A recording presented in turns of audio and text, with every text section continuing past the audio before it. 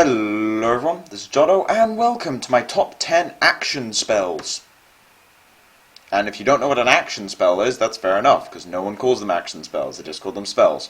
The reason I have to make that distinction is because there are no blessings or curses on this list. That is part of another list that I'm doing, which is top 10 artifacts, blessings, and curses. The reason I'm splitting it like this is because the permanent spells function more like artifacts and are in reality removed more like artifacts are, whereas action spells are really spells. They fit properly in the spell category. So they're their own separate list. Now, as usual with this, I'll be doing 2 honorable mentions, although I think in the creatures list I had 3 or 4 honorable mentions, but for this I've got 2 honorable mentions and then the top 10. Keep in mind that the ranking of these spells is not just about power level in a vacuum, but also about how viable they are in the current metagame, which involves things like soldiers, wisdom dominion, and random rage decks every so often, etc. So, keeping that in mind, let's go on with the honorable mentions. Now, we've got 2 honorable mentions here. As I mentioned, we've got the 2 green pump spells, Ambush Strike and Word of Vigor. So, both of these cards have fallen off substantially recently. They had their heyday with Advanced Neva. In fact, when Advanced Neva was the best hero in the game, you could actually argue that Word of Vigor was arguably the best spell in the entire game. It just won games on its own. However, with Advanced Neva falling off massively since the nerf, and also Basic Neva really never catching up, Word of Vigor has fallen massively, and Ambush Strike's been hit even harder by this, because Ambush Strike is a very, very aggressive card, and Elf aggro isn't really a thing right now. Now, the most powerful green spell, which we'll get to a little bit later, is still on the list, but these two barely make it. Now, Landslide is also in this category, but Landslide is seeing very little play right now, and so it doesn't even make honorable mention. Number 10, we've got Assassinate. So, Assassinate is the go-to removal spell in Dominion. It does have a problem though, which is that 2 attack is actually not that versatile currently. All the soldier cards have 3, more or less, so Assassinate can actually be really bad against soldiers.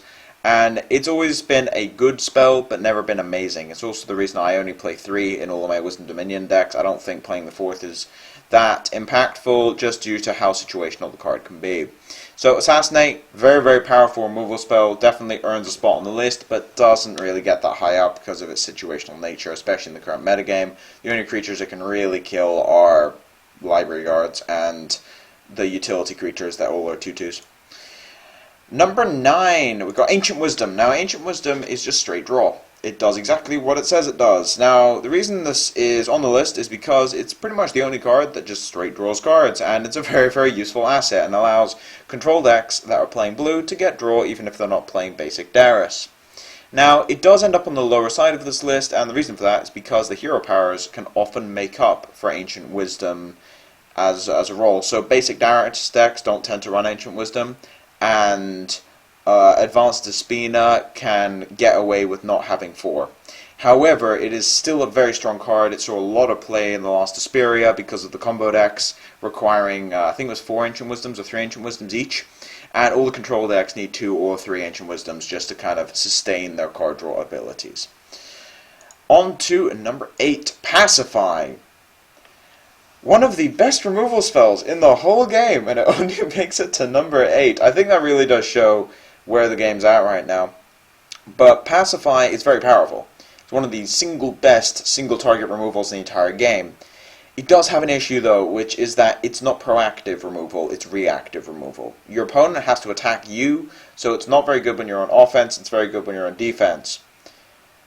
Now, Pacify is one of the best racing spells in the entire game, and it, along with the next card on this list, makes the Order deck absolutely miserable to play against sometimes when you're trying to actually use combat, and that's where Pacify comes into its own, because they have a lot of on-their-turn buffs, like Cavalry Field Captain and the Hero Power and any new Tacticians on the board, so your opponent wants to actually attack into you on their turn, and Pacify and the next card actually make that completely miserable.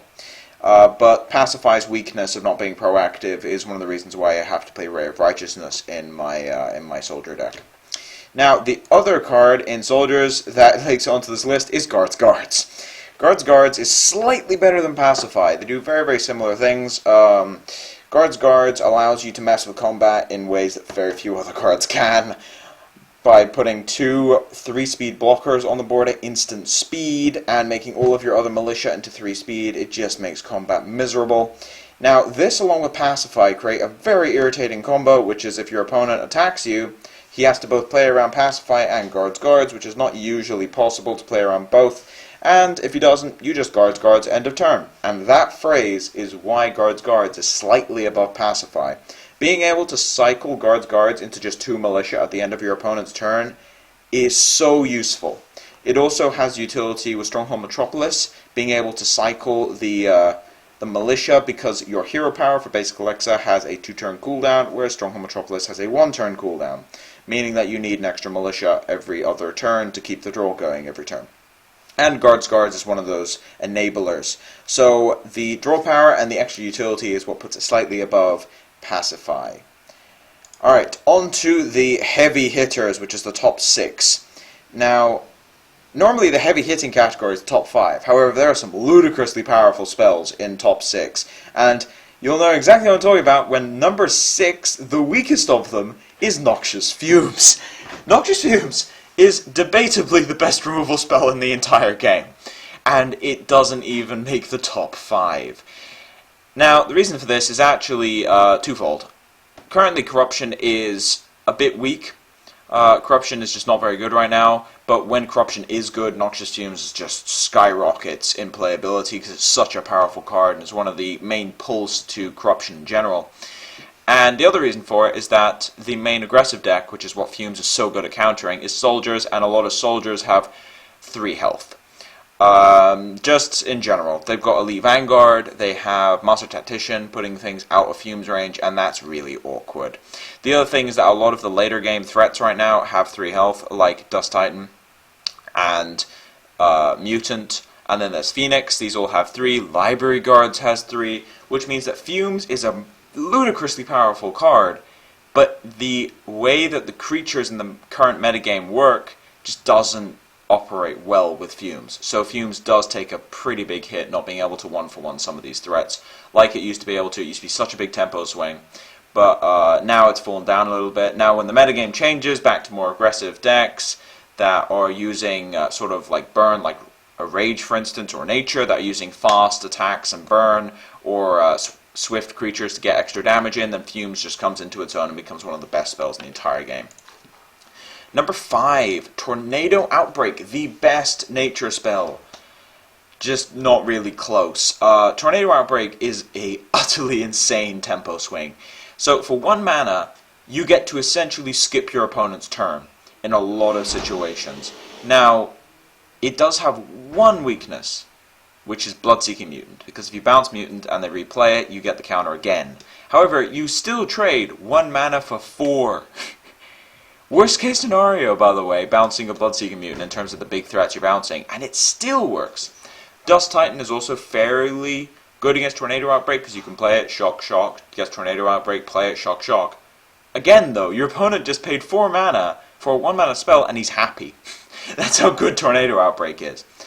Now, on the flip side of things, Tornado Outbreak can completely annihilate your opponent if they're playing things like Phoenix. You play Phoenix, it gets bounced. You play Phoenix again, they bounce it again, or they landslide it, or just something worse, or they play Fae of Charm and steal it. And the tempo aspect of nature is definitely enabled by Tornado Outbreak, and it's also one of those massively powerful combat tricks, because when you double attack something and they bounce one of your creatures, you lose the combat. Or if you triple attack something to play around Tornado Outbreak, and then they Tornado Outbreak their own creature, and then you just wasted 3 creatures worth of attack on 1 guy. And then they just replay it. And what are you going to do? You have to play around a second one, right? So Tornado Outbreak is just absolutely amazing. Only reason it doesn't get to the very, very top of the list is because nature itself is not very powerful in the current metagame. Although last month this would have definitely been in top 3. On to Word of Fire. Now, Word of Fire is one of those pulls to playing Rage. The ability to kill pretty much any creature that sees a lot of play and draw a card is just astounding. It also allows you to make up damage on creatures, like on library guards, they block, you Word of Fire it, and then you basically 1-for-1, you lose a bit of tempo, but you 1-for-1, and that's all you need. But then when you get 2 rage levels, which these decks definitely do for rage, then suddenly you have a 2 mana, deal 2 damage, draw card, which is utterly insane, especially considering Fireball now costs 3. So being able to just ping things off, or hit much harder in the late game, and draw cards is something which Rage as an aspect, the fact that it has it is a big pull just to playing a mainly Rage deck. And Mono Rage was the best deck for a very long time because of 3 damage Word of Fire. That was pretty much the only reason why Mono Rage was better than Blue Rage. And basically, so Blue Rage was playing library guards, but Mono Rage had 3 damage Word of Fires, which let you basically 1-for-1, or even for 4 mana you could take out a Phoenix without losing a card if you had 2 of them, which was an amazing trade. And Mono Rage also has the ability to deal with things like Mutant, and if it wasn't for things like the Fireball nerf, and it was really the Ramgath nerf, that also hurt, but mostly the Fireball nerf, then Mono Rage would be everywhere, because its Word of Fire is such a powerful card, and it also has another very, very powerful card, which we'll get to in a bit. Number 3, Mind Extortion. Now, Mind Extort is one of those cards that will actually, along with Mutant, is enough to splash an entire color. So, Mind Extort and Mutant is enough power between those 2 cards to splash Dominion in a completely unrelated deck. This happens a lot. Like Soldiers, the Soldier deck I do only splashes from Mind Extort and Mutant, and also Stronghold Metropolis. Those are the 3 cards. But ultimately, it's Mind Extortion and Mutant are the main pulls. Then you've got Rage decks, splashing them just for Mind Extort and Mutant. You've got Wisdom Dominion is very, very powerful because they have access to Mutant and Mind Extortion. They're really, really big double hit. And we talked about Mutant a lot in the last week's list. But with Mind Extort, you get to take any one spell or artifact, which you can't deal with in a lot of color combos that Dominion is involved in, out of their hand. And this can be devastating because you're only paying 1 mana. It's not a lot. You're only paying 1 mana, and often you don't have anything to do on turn 1 anyway, so you just play it then.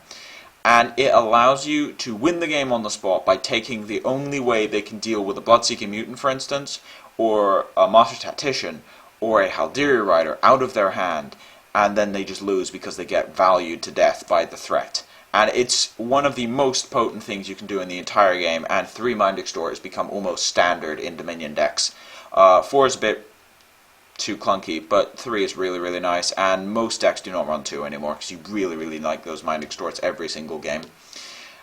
Definitely one of the most powerful effects you can ask for.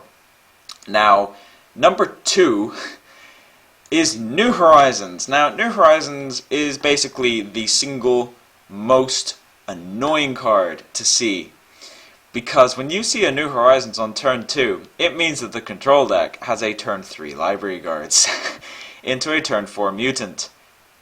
And if you can't deal with turn 3 library guards and turn 4 mutant, you're going to die. The ability to ramp out some of the strongest creatures in the entire game makes New Horizons just ludicrous. On top of it, you can actually use it in combo decks, using them later on, like the Word of Grace, well, 1-turn heal Word of Grace combo decks use New Horizons to get Order Shrines later in the game to just combo off. And the ability to tutor for that is very, very potent. You can also get extra skill shrines out of your deck so you don't draw them later. And just the ability to manipulate your deck, it reduces the shrine count in your deck so you're more likely to draw actual playable cards. It allows you to play 3-color decks. It fixes your mana in any way you want. It's just insane. Now, playing 4 is a bit awkward if you're not playing a combo deck where you don't need 4, but just the ability to get turn 2 Horizons is one of the strongest openings you can possibly ask for, and is very difficult to beat New Horizons on turn 2 into a curve of control deck. That's very, very difficult to beat. Double New Horizons also allows you to get Cataclysm out at an astonishing rate. You can actually just go New Horizons on turn 2 and then New Horizons on turn 3. So then on turn 3 you have 3 mana and then 3 levels, and you can get a turn 5 Cataclysm, which is, like, you can get a turn 5 Cataclysm starting blue, which is just insane. And that is what will completely shut down an aggro deck. So that double New Horizons is really, really brutal, and even a single one is really hard to beat in a lot of situations. Now, if anyone keeping track of the list of cards in the background will know exactly what the number 1 card is. It is Fire Blast. Now, Fire Blast, first things first, a lot of people saying, hang on a sec, you said decks playing it increases its power level as far as the list goes. Yes, that's true. Fire Blast is not seeing a lot of play right now. Why? Because Rage isn't seeing a lot of play right now. However, whenever I play against a Rage deck, with any deck whatsoever, control, aggro, mid-range, anything, the first thing I've got to play around is Fire Blast. Because if you don't play around Fire Blast, it will 5-for-1 you for 3 mana. It's not even like Cataclysm, which costs 5 and double Dominion, and it's just such a costly spell. Fire Blast is so inexpensive that on turn 6 you can play 2 of them and do a colossal amount of damage on the board. On top of that, it's in an aspect which has access to Burk and Advanced Ash, which means that if you're playing big stuff later in the game, they wipe it, and if you're playing small stuff, they wipe it. So, Fire Blast is one of the reasons why Rage had its massive domination period, and it's still scary currently. I know from playing a lot of Soldiers that Fire Blast is pretty much the only reason why the Rage matchup isn't very in favor of the Soldier deck.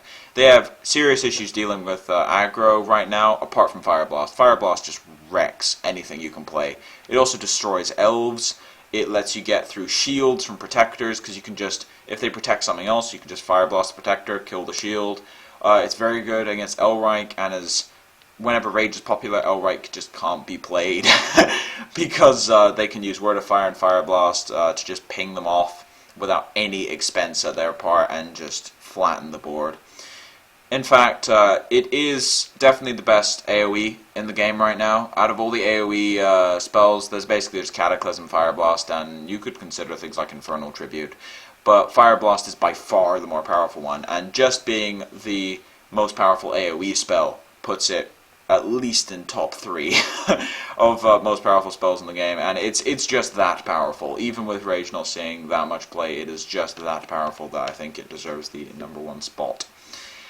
Now, a couple of parallels actually between this list and the previous one is if you look at if you put them side by side and you look at sort of where the power sort of ratings are per aspect, you can kind of get a grasp as to why the metagame works as it does. So we saw in order we had Carry Field Captain, and we've got Pacifying Guards, and Guards, and then in Rage, Phoenix, Word of Fire, Fire Blast are all very powerful, but they're clunky spells, so you can kind of see why Rage is not being played as much anymore. Things like that, and also Dominion, Mind Extort, Assassinate, Assassin, Blood-Seeking Mutant, and you got Wisdom. It's just, with Ancient Wisdom, New Horizons, Library Guards, it all fits together, and you can kind of see why some decks exist more than others. It's just because of all these powerful cards being focused into one point, and we'll see that as well with the next top 10 I'm doing, which is like Blessings. It's Blessings, Curses, and Artifacts, where I think a lot of people know some of the cards already in there, and just they fall into the same aspects, and it really does show where sort of the power differences are in the game. Very few corruption cards in these lists as well. Just had Fumes, and we had Mesmerizing Spirit, and then just an honorable mention on Flesh Sculptor. Corruption really does have a bit of a bad rap when it comes to some of its powerhouse cards currently. But anyway, thank you all for watching. If you like the content, please subscribe. If you have any feedback, want to ask me any questions about the list or the ordering, put it in the comment section below. But as now, it's been Jotto, signing off.